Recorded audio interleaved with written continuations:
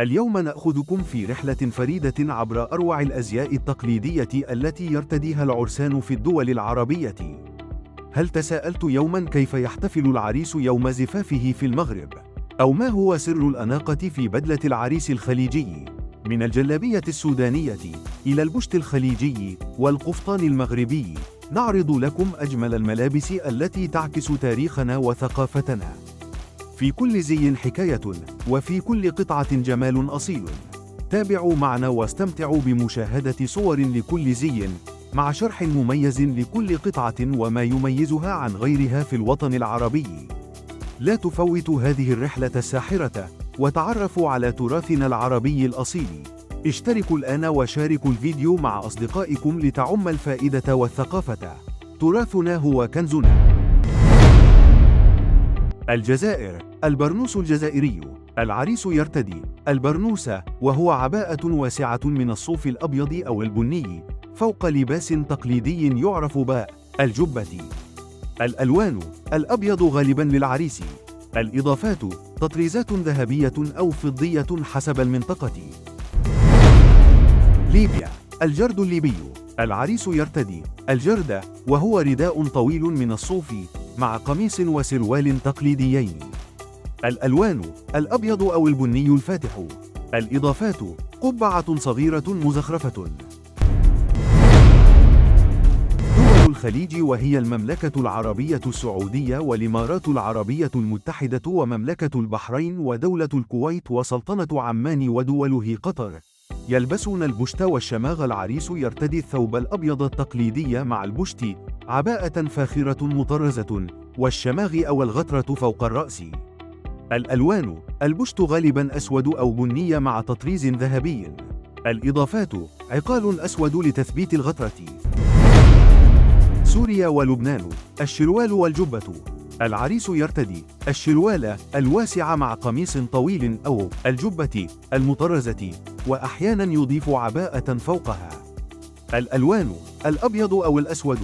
الإضافات: قبعة أو شال مزخرف.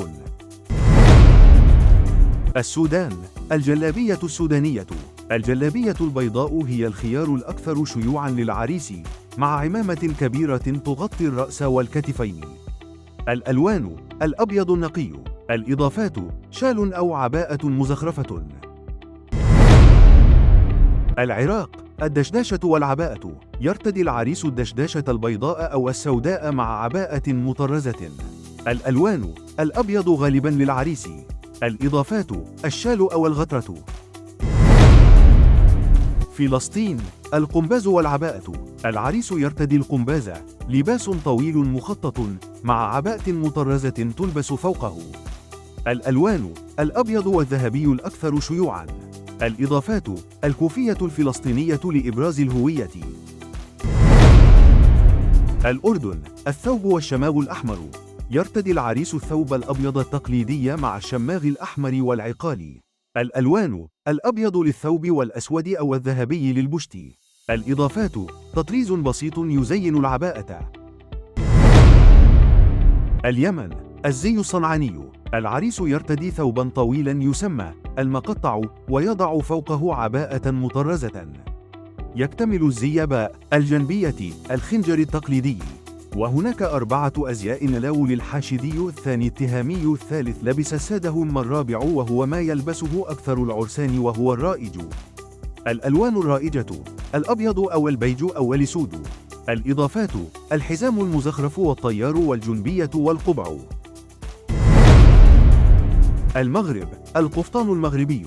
يتكون القفطان المغربي من قطعة فخمة مزخرفة بالتطريز اليدوي، يرتديه العريس مع سروال واسع وقميص مطرز يعرف بالجبادون. الألوان: الأبيض والذهبي الأكثر شيوعاً.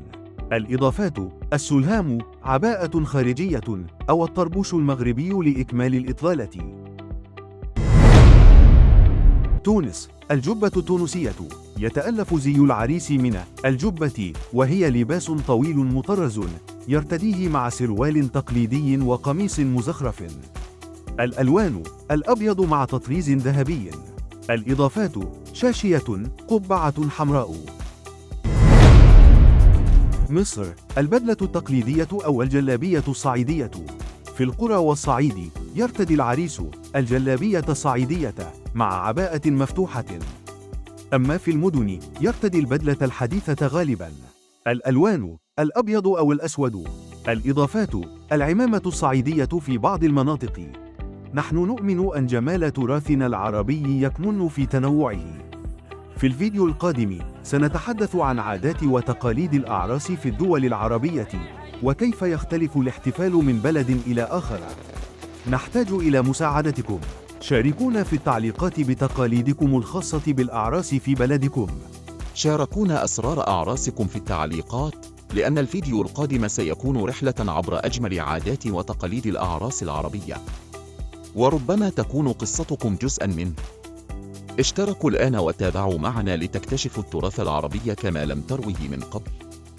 تجمع عربي أصيل، معا نروي قصصنا الأصيلة.